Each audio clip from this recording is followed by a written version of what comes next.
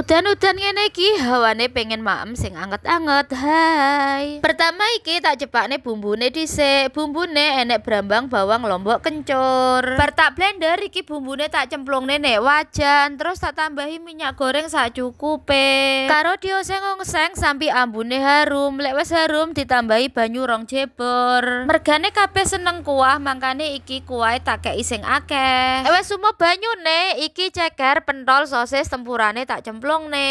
Dilanjut kerupuk, endok, sawi, jamur enoki karo mine yo dicemplungne. Dibumboni uyah, gula karo penyedap rasa. Sing terakhir ditambahi lombok karo godhong pring. Ngene iki ning nggonku jenenge seblak, nek daerah sampean jenenge apa lur? Nek gawe dhewe ngene iki modale saiti tapi dadine uwake, iso imbuh-imbuh sak blengere. Kare nyapa kok aku seneng gawe dhewe meskipun duwe bocil cilik, mergane yo kuwi lho lur, di sisi ngirit biaya rasane luwih mantep tur dadine yo akeh. Akhire niki seblake sampun mateng. Bismillahirrahmanirrahim.